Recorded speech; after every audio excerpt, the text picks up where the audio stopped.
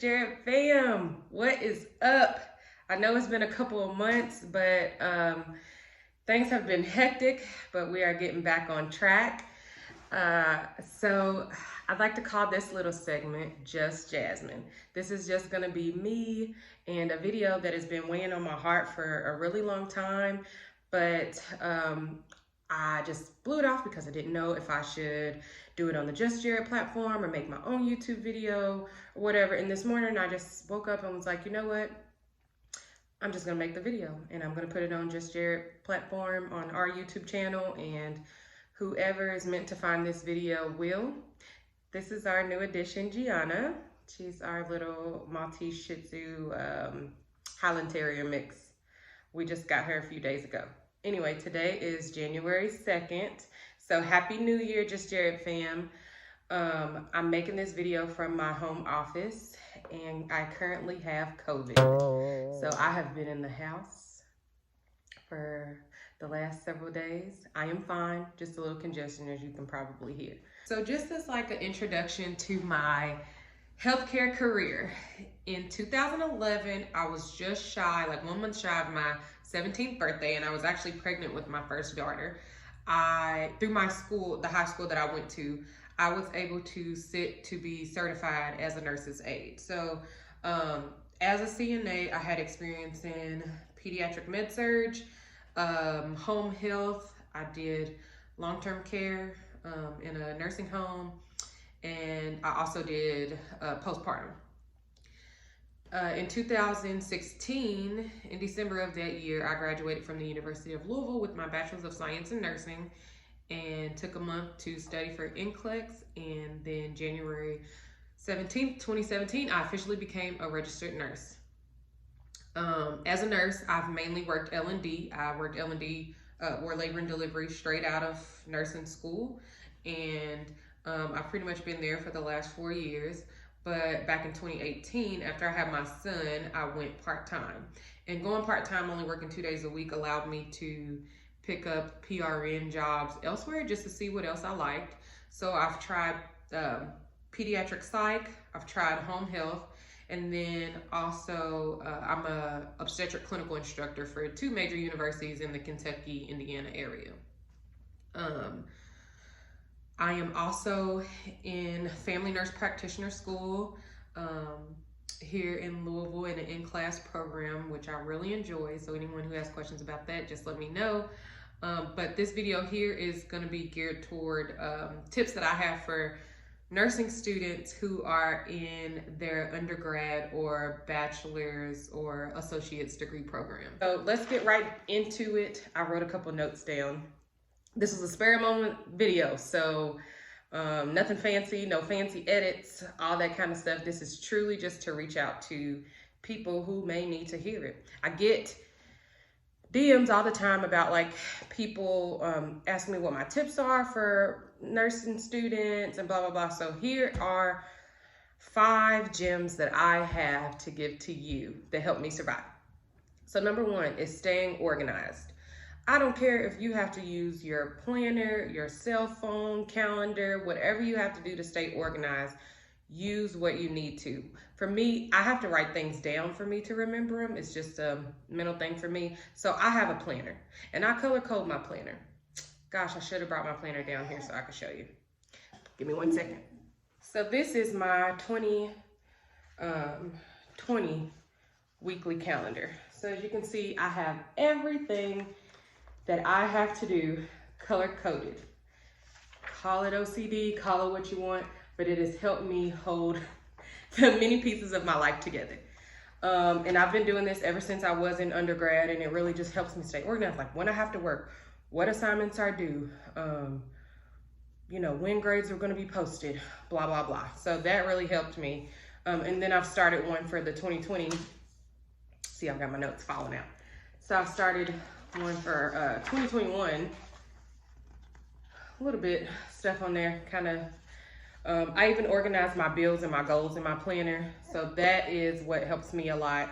I know some people are more technical. They like to use their cell phone calendars or certain apps. Whatever you have to do to stay organized, do that. Number 2 is accountability partners. Have one person, at least one person that you can count on to make sure that you're completing your assignments on time or studying. And this doesn't have to be anything fancy. For me, in undergrad, I had 4 of my closest friends at the time, Drita, Ray, Marissa, and Andrea. If y'all are watching, shout out to y'all. So we just text each other like, hey girl, did you do so-and-so assignment? And like, a lot of the times it would be like, what? We had an assignment? And so I honestly don't think that I could have ever survived nursing school without those girls. Actually, Drita, her and I decided to go back to NP school together. So, and we definitely hold each other accountable, as well as one of our other co-workers. And so a lot of the times, me, Marissa, and Ray would go to the library and have like study group sessions together. And at the time we were pulling all-nighters, which I do not recommend because it didn't really help me a whole lot. I was just staying up all night being sleepy for no reason. I did not retain any information. But just having somebody that you can study with and go over the content with, and they can quiz you, that really, really helped me a lot. And just making sure we all held each other accountable. Number 3, this may not be possible for everybody, but I would recommend try to work in healthcare if possible. It just helps you know what you want, or like what you like and what you don't like. I worked as a CNA, as I told you, and I did like a pediatric med surg for a little bit, which, you know, before I worked in it didn't sound like too bad. I was like, oh, I could do peds and blah, blah, blah. But as I worked there as an aide, I realized it was not something, med surg, whether it was adults or kids, was not something that I was interested in. I'm glad that I did it, because when I graduated nursing school, I would have went to pediatric med surg thinking that that's what I wanted to do, not knowing that I really wasn't into it. Also, I'll say that the option to work 2 or 3 12s a week instead of a lot of other jobs that you may have in nursing school where you're having to work 4 and 5 days a week. It was just easier for me to only have to work 2 days a week and still be able to make enough money to take care of me and my daughter, and be able to focus the rest of the week on school. Another tip, also working in healthcare, is try to get a internship or externship. I say externship, which I did an externship with the company that I work for now in labor and delivery, because I got paid. I think I was making like $17.50 an hour or something. That was the most money I had ever made up to that point. And so, number 1, was a big pay increase for me as a CNA. And then number 2, it confirmed to me at the time that labor and delivery was what I wanted to do. And it's a good opportunity for you to network with people with the business you want to work for. And when I graduated nursing school, the labor and delivery managers are like, we want her. We invested, 6-7 months into her during this externship. We want her. And I was able to land the job. Number 4, this one is specifically for mothers that are in nursing school or planning to go to nursing school. Utilize your tribe.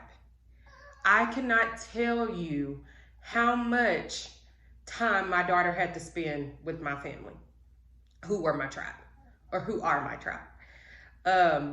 And it was hard because I felt like I missed a lot of her first 4 years of her life.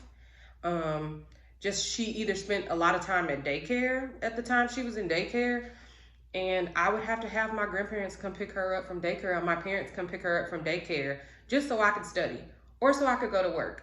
It was hard, but now she's 9 and she appreciates how much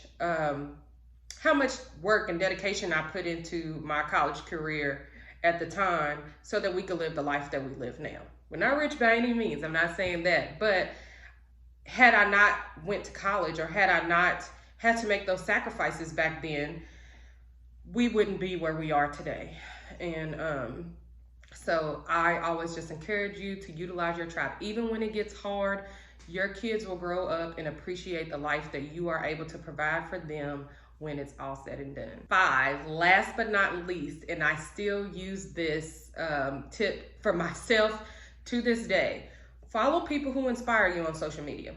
Social media is cool. You get to see what the celebrities are up to. You get to see what your friends are up to and stay in touch with distant family members, but use it to keep you inspired. Follow people who inspire you on social media. That is like a really important tip.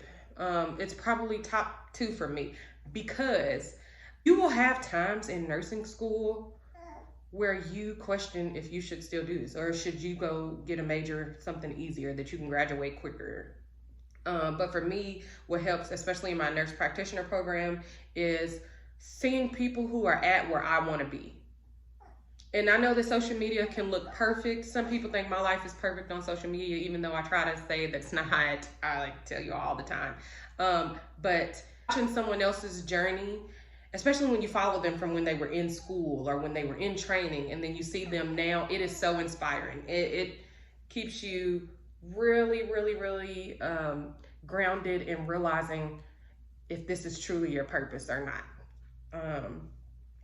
And I also follow a lot of hashtags that inspire me. So I follow like family nurse practitioner, or hashtag women in medicine, hashtag melanin in medicine, because of course, you know, it's a very pivotal thing for me being a Black woman studying medicine.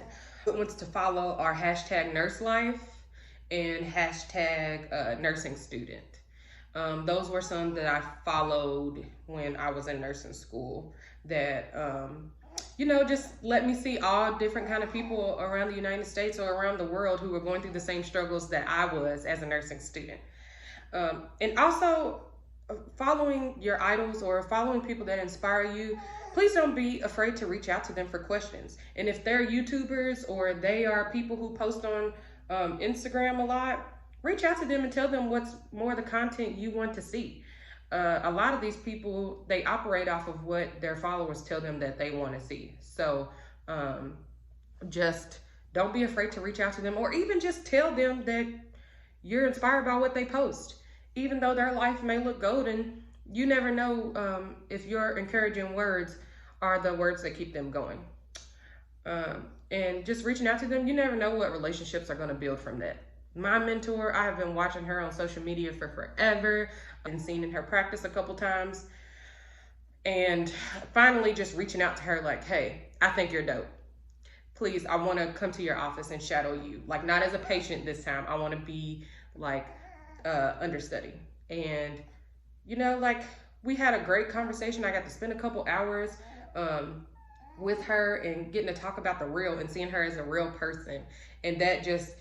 And she gave me some tips that are really sticking with me. So I just say, make sure that you stay inspired, and social media can help you with that.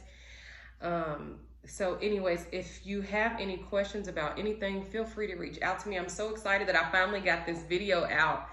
God really put it on my heart to make this video. And I have no idea how to edit or anything, because our prior videos, we had someone else doing that. So let's just hope that this video turns out great. Thank you all so much for watching. Follow me on Instagram at JasmineJ_MP.